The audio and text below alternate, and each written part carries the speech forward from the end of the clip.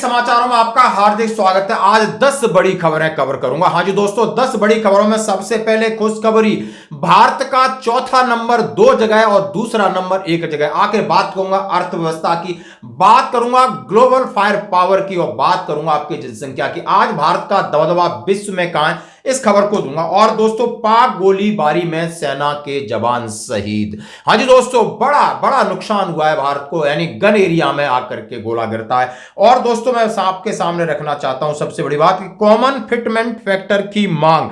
Common fitment factor चाहिए नहीं चाहिए, पे लेवल 1 से लगाकर 18 तक अलग अलग इसकी बात कही है। और कहा है सबसे चौथी खबर है, पीएम का दावा, पाक पीएम का दावा कि 3 रफेल मैंने मार गिराए, 5 फाइटर जेट उड़ाए, 80 फाइटर जेट ने किया था आक्रमण। यह दावा है जो संसद में किया है पाकिस्तान के प्रधानमंत्री ने। और बात करूंगा ये है इस ऑपरेशन सिंदूर के हीरो, जरा इनको देखिए। और इनका नाम न मीडिया में न कहीं में, लेकिन असली हीरो और रिलैक्स दिख रहे हैं। और बात करूंगा, माननीय प्रधानमंत्री ने अब बीएसएफ के डीजी के साथ की मीटिंग, बोला अब रहना है आपने चौकन्ना। और जंगल में नाचा मोर किसने देखा, और शेयर मार्केट गिरा धड़ाम से। तो दोस्तों आइए खबरें करते हैं विस्तार से। और सबसे पहले सबके साथ करूंगा कि डीजीआर का रिक्रूटमेंट है, उसकी कहां भर्ती है, उस लेटर को मैं अपने पूर्व सैनिकों के साथ शेयर कर सकता। अब दोस्तों, सबसे पहले जैसे हमने बात कहा कि खुशखबरी, भारत चौथे नंबर पर, फिर चौथे नंबर पर और दूसरे नंबर पर। हाँ जी दोस्तों, जैसा कि आप समझ सकते हो कि दुनिया की चौथी सबसे बड़ी अर्थव्यवस्था बना भारत। भारत अब दुनिया की चौथी सबसे बड़ी अर्थव्यवस्था बन गया है। इकोनॉमी के मामले में भारत ने जापान को पछाड़ते हुए चौथा स्थान हासिल किया है। आउटलुक की रिपोर्ट के मुताबिक भारत की अर्थव्यवस्था $4.187 ट्रिलियन के पार पहुंच गई है, जबकि जापान की इकोनॉमी $4.186 ट्रिलियन है। भारत से आगे सिर्फ जर्मनी है, चीन और अमेरिका है। तो दोस्तों, आपने अर्थव्यवस्था के मामले में भारत को देखा कहां है, और वहीं पर पाकिस्तान की अर्थव्यवस्था धड़ाम से गिर गई है। मजा आ गया, बिल्कुल कह रहे हैं। पहली ख्वाहिश ये थी, अब देखो अभी भी ये वाला नहीं, ऐसे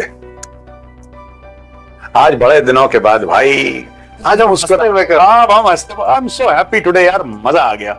एक तो नजर नहीं हट रही कि कब पता। पाकिस्तान का शेयर बाजार गिरा 6500 पॉइंट और गिरा, अभी तो और गिरेगा, पूरा मुल्क गिरेगा, या पूरा मुल्क गिरेगा। बहुत खुजली है कि बिल्कुल इसको उसी तरीके से जवाब मिला है, और ये भी नीचे गिरेगा, इसकी अर्थव्यवस्था नीचे गिरेगी। और बिल्कुल आप गौरव आर्य साहब क्या कह रहे हैं, ये वीडियो दिखाएं। अब मैं बात करूंगा ग्लोबल फायर पावर की, यानी यदि सैन्य शक्ति के बारे में देखा जाए तो भारत अभी चौथे नंबर पर है। हां जी दोस्तों, चौथे नंबर पर है। और वही दुश्मन पाकिस्तान 12वें नंबर पर, पहले नंबर पर अमेरिका, और फिर है चीन, और तीसरे पर रसिया, और भारत चौथे नंबर पर है। तो अर्थव्यवस्था में चौथे नंबर पर है, और समझ सकते हो ग्लोबल फायर पावर में चौथे नंबर है। अब मैं जनसंख्या की बात करूं तो चीन के बाद दूसरा सबसे बड़ा देश भारत है इस पृथ्वी के ऊपर। और पृथ्वी की जितनी जनसंख्या है उसकी 70% जनसंख्या भारत में निवास करती है, भारतीय बन के रहती है दोस्तों, ये है। और आप समझ सकते हो कि भारत के कुछ बहुत सारे अप्रवासी भारतीय जो एनआरआई जो बाहर रहते हैं, आप समझ सकते हो भारत की कितनी बड़ी शक्ति है। भारत आगे बढ़ रहा है, और वहीं ये जो पड़ोसी देश है जो गलत सलत चीजें पेश कर रहा है, और उसकी हालत आप देख सकते हो। लेकिन दोस्तों, कल जिस तरीके से ऑपरेशन सिंदूर को अंजाम दिया गया, और उनके जो हीरो हैं उनके सामने बात करूं, सोशल मीडिया में छाए ये 4 सुपर हीरो, नाम तो सुना ही होगा। ऑपरेशन सिंदूर के बाद पूरे देश में जोश है, सोशल मीडिया पर यूजर्स एक्टिव हैं। इस दौरान भारतीय सैन्य प्रमुखों पर देशवासियों का प्यार उमड़ रहा है। एक यूजर ने लिखा, ये लोग मीडिया में ज्यादा नहीं दिखेंगे, लेकिन इतिहास रचने वाले 4 सुपर हीरो इतिहास इन्हें याद रखेगा।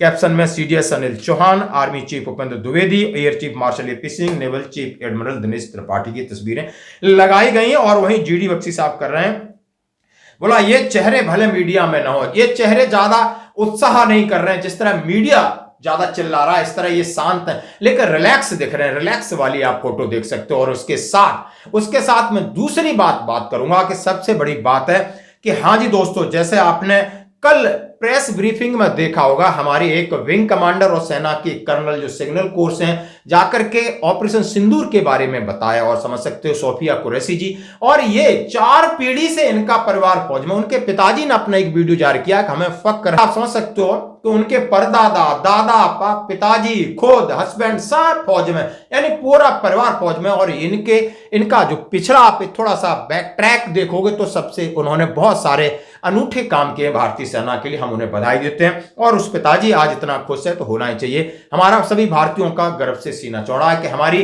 नारी शक्ति इस तरह अब आगे आ रही है, और सिंदूर का मतलब समझ सकते हो, पाकिस्तान को अच्छे से समझा दिया। अब मैं बात करूंगा, प्रधानमंत्री ने बीएसएफ के डीजी के साथ मीटिंग की। हाँ जी दोस्तों, माननीय प्रधानमंत्री ने बीएसएफ के डीजी के साथ मीटिंग की।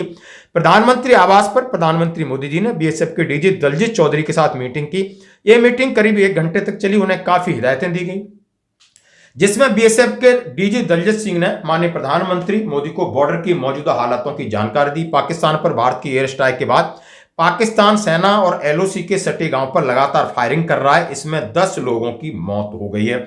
और इसके साथ ही मैं आपके सामने रख रहा हूं कि इसके साथ उन्होंने चौकन्ना किया है, हाई अलर्ट कर दिया है, जवानों की छुट्टी रद्द की है, यानी बॉर्डर को पूरी तरीके से चौकन्ना रखना है। और इसके बीच में आप देख सकते हो पाकिस्तान ने कल की जबरदस्त वहां से गोलीबारी की, और उसमें आप समझते हो गुरुद्वारा साहब में गिरा। वहां पर गुरुद्वारा साहब के ये किस तरह कह रहे हैं, आपकी मैं तस्वीरें दिखा रहा हूं। वहां पर आज बहुत ही के गनेरिया में गिरे, यानी आरटी के एक रेजिमेंट डिप्लॉय थी, वहां पर सेना का एक जवान दिनेश कुमार शहीद हो गया दोस्तों। और 4 जवानों की बात की जा रही, घायल है, उसमें 3 जवान की कहा जा रहा है कि शायद शहीद हुए, लेकिन ऐसी पुष्टि नहीं है। सिर्फ दिनेश कुमार, गनर दिनेश कुमार जो लेफ्टिनेंट नायक है, उसकी पुष्टि हुई है कि वो शहीद हुआ है। और कुछ तस्वीरें मैं आपके सामने रखना चाहता हूं। अब जंगल में नाचे मोर किसने देखा, जनरल जीडी बख्शी साहब कहते हैं, we would attack with missiles. Yes. And we would take out visible terror targets. Yes, sir. We would not be doing it in the jungle ki jungle mein mor nacha kisi brilliant. ne dekha. Absolutely. You know, and we are bang on. The Indian Army has retaliated with missile in Operation Sindoor. Yes, sir. 9 targets have been hit and smashed. The flames can be seen by all. Yes, sir. I want to run some more will of have those. no excuse. Pakistan will have no excuse to count killed, crows, sparrows, pigeons. And they'll have to count the dead bodies of their what kind of बहुत सटीक जवाब दिया है। सटीक आप समझ सकते हो कि लगभग 100 किलोमीटर से ज्यादा घुस के बहरवाल के अंदर आपने देखो पाकिस्तान के अंदर 4 ठिकाने, 4 ठिकाने पीओ के अंदर 5 ठिकानों पर किस तरह उन्होंने एक्यूरेसी के साथ फायरिंग किया। और ये होता है सेना की ट्रेनिंग और ये जज्बा, और ये असर आप समझ सकते हो कि सैनिकों को आप समझ सकते हो कि ट्रेनिंग सबसे बड़ी चीज है, और जहां अच्छी ट्रेनिंग है तो अच्छा आपको युद्ध में परिणाम देखने को मिलेगा। और आज सारे देश का मस्तिष्क ऊपर है। इसी वजह से उन्होंने कहा यदि ये स्ट्राइक जंगल में होती तो सब लोग सवाल पूछते, हमें ये प्रूफ दिखाओ कि कहां स्ट्राइक हुई है, कौन गया है, कौन मरा है। लेकिन आज आप देख सकते हो कि पाकिस्तान में किस तरीके से रिटेलिएशन रिएक्शन हो रहा है, उसका भी देखें। वहां के प्रधानमंत्री जी ने संसद की अपना अधिवेशन बुलाया और सीधा सीधा कहा कि भारतीय 80 फाइटर जेट हमारे इलाके में घुसे, हमने 5 को गिराया, उनमें से 3 राफेल हैं। और उन्होंने अपने वायुसेना की तारीफ की, सबने मेज थपथपाई की और हमने फतेह हासिल की।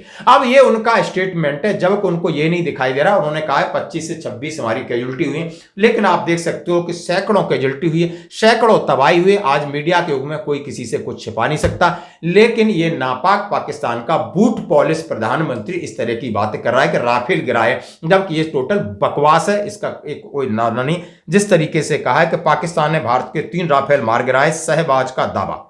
भारत द्वारा चलाए गए ऑपरेशन सिंदूर के बाद पाकिस्तान के प्रधानमंत्री शहबाज शरीफ बौखलाए हुए हैं। इसी बौखलाहट में उन्होंने संसद में कहा कि कायराना हमला था, भारत के 5 लड़ाकू विमानों को मार गिराया, जिसमें 3 राफेल भी शामिल हैं। भारत के एक्शन में पाकिस्तान की फतेह हुई है। पाकिस्तान की तीनों सेनाएं तैयारी में लगी हुई थी, जिसके चलते भारतीय विमानों को मार गिराया। उन्हें पता था कि आज भारत आक्रमण करने वाला है, इसलिए हम बॉर्डर पर अलर्ट थे। अलर्ट होने के बाद इनकी ये हालत है। आप इनकी बकवासबाजी से कितना संतुष्ट हो वो आप सुन सकते हो, समझ सकते हो। हाँ जी दोस्तों, अब मैं सीधे सीधे बात करूंगा, फिटमेंट फैक्टर की बात करूंगा और मैं डीजीआर की बात करूंगा। जैसे मैं फिटमेंट फैक्टर के बारे में, इस बार जेसीएम ने कड़ा रुख अपना रखा है कि उन्होंने बोला जैसे ही आयोग की गठन की घोषणा होती है, टर्म्स ऑफ रेफरेंस फाइनल बनता है, उसमें यह शर्त जरूरी होगी कि आप पे लेवल कोई भी पे लेवल हो, फिटमेंट फैक्टर आपको कॉमन रखना होगा। यानी जिस तरीके से आपने 7वें वेतन आयोग में जो नीचे के कर्मचारी हैं, 4th ग्रेड कर्मचारी हैं, 3rd ग्रेड कर्मचारी, उनके लिए आपने 2.57 रखा है, और जो आपके क्लास 1 और ऊपर वाले उनको 2.82 तक ले जा गया। यानी उनकी सैलरी को मल्टीपल आपने तुगना और चौगुना बढ़ा दिया, लेकिन इस तरीके का नहीं होगा। ये बात उन्होंने सामने रखा कि इस बात को हम स्वीकार नहीं करेंगे। जैसे ही टर्म्स ऑफ रेफरेंस फाइनल होगा, मीटिंग इनकी लगभग इन्होंने 20 मई के आसपास अपना प्लान करके रखा है दोस्तों। अब मैं बात करूंगा DGR ex serviceman job fair 2025-26 Haldwani में है दोस्तों। डायरेक्टर सैनिक वेलफेयर रिसेटलमेंट की तरफ से जिला सैनिक कल्याण बोर्ड ये उत्तराखंड के लिए है। Please refer directorate of resettlement zone west, care of western command Chandimandir, letter number so and so. The job fair will now be organize at Haldwani Uttarakhand on 23rd May 2025 under the agency of Directorate General of Resettlement. 20 से 30 companies are expected to install their outlets of offering the sport job for ex-servicemen. You are requested to give wide publicity, motivate ex-servicemen in your area of responsible. Please keep a record ex-servicemen personnel who have been benefited under the program for future reference and when asked by the higher authorities. Colonel Yogendra Kumar retired by director. जैसा आप समझ चुके होंगे कि उन्होंने कहा है कि ये लेटर निकला है 29 अप्रैल में और सीधा सीधा कह रहे हैं कि 23 मई को एक्स-सर्विसमैनों के लिए 20 से 30 कंपनियां अपने स्टॉल लगाएंगी और आपको जॉब देंगी, और इसकी आप पब्लिसिटी करिए और इसका आप फायदा उठाइए। दोस्तों आज की खबरों में इतना ही, बने रहिए हमारे साथ।